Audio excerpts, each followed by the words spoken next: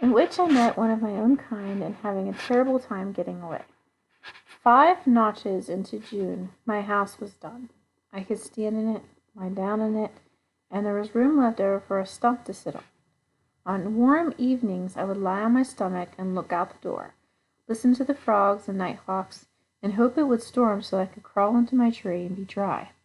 I had gotten soaked during a couple of May downpours, and now that my house was done, I wanted the chance to sit in my hemlock and watch a cloudburst wet everything but me.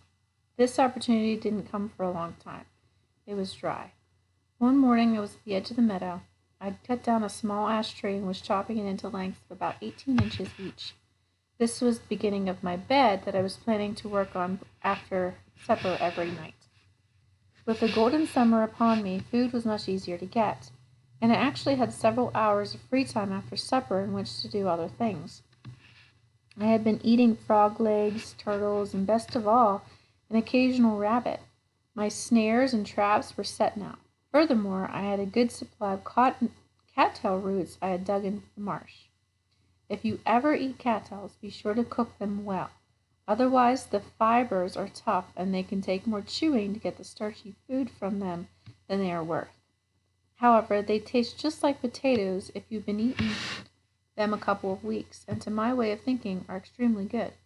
Well, anyway, that summer morning when I was gathering material for a bed, I was singing and chopping and playing a game with a raccoon I had come to know.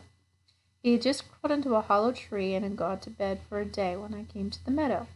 From time to time I would tap on his tree with my axe. He would hang his sleepy head out, snarl at me, close his eyes, and slide out of sight. The third time I did this I knew something was happening in the forest. Instead of closing his eyes, he pricked up his ears and his face became drawn and tense. His eyes were focused on something down the mountain. I stood up and looked. I could see nothing. I squatted down and went back to work. The raccoon dove out of sight. "Now what's got you all excited?" I said, and I tried once more to see what he had seen. I finished the post for the bed and was looking around for a bigger ash to fell and made slats for the springs when I nearly jumped out of my shoes. "Now what are you doing up here all alone?" It was a human voice. I had swung around and stood face to face with a little old lady in a pale blue sunbonnet and a loose brown dress. "Oh, gosh," I said, "don't scare me like that. Say one word at a time until I get used to a human voice." I must have looked frightened because she chuckled and smoothed down the front of her dress and whispered, "Are you lost?" "Oh, no, ma'am," I stuttered. "Then a little fellow like you should not be all alone way up here on this haunted mountain." "Haunted?" I said. "Yes, indeed. There's an old story says that there are little men up here who play 9 pins right down into that gorge in the twilight." She peered at me. "Are you one of them?" "Oh, no, no, no, no, no, no," I said. "I read that story. It's just make-believe."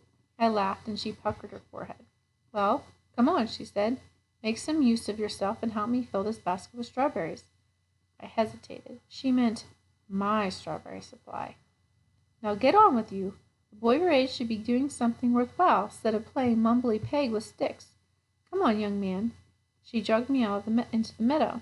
We worked quite a while before we said any more. Frankly, I was wondering how to save my precious, precious strawberries, and I may say I picked slowly. Every time I dropped one in her basket, I thought how good it would taste. "Where do you live?" Sorry. "Where do you live?" I jumped. It was terribly odd to hear a voice after weeks of listening only to birds and raccoons, and what is more, to hear the voice ask a question like that. "I live here," I said. "You mean Delhi? Fine, you can walk me home." Nothing I added did any good. She would not be shaken from her belief that I lived in Delhi, so I let it go. We must have reaped every last strawberry before she stood up, put her arm in mine, and escorted me down the mountain. I certainly was not escorting her. Her wiry little arms were like crayfish pincers. I couldn't have gotten away if I had tried, so I walked and listened. She told me all the local and world news, and it was rather pleasant to hear about the National League, and Adam Bomb test, and Mr. Riley's 3-legged dog that chased her chickens. In the middle of all this chatter, she said, "That's the best strawberry patch in the entire Catskill Range. I come up here every spring. For 40 years I've come to that meadow for my strawberries. It gets harder every year, and there's no jam can beat the jam from that mountain. You know, I've been around here all my life." Then she went right into the New York Yanks without putting in a period. As I helped her across the steam on big boulders, I heard a cry in the sky. I looked up.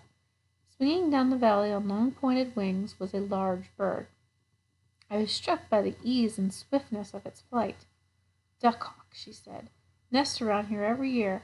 My man used to shoot 'em. He said they killed chickens, but I don't believe it. The only thing that kills chickens is Mr. Riley's three-legged dog." She tipped and teetered as she crossed the rocks, but kept right on talking and stepping as if she knew that no matter what she would get across. We finally reached the road. I wasn't listening to her very much. I was thinking about the duckhawk. This bird, I was sure, was the peregrine falcon, the king's hunting bird. "I will get one. I will train it to hunt for me," I said. Finally, I got the little lady to her brown house at the edge of town. She turned fiercely upon me. I started back. "Where are you going, young man?" I stopped. Now I think she is going to march me into town. Into town? Well, that's where I'll go then, I said to myself, and I turned on my heel, smiled at her, and replied, "To the library."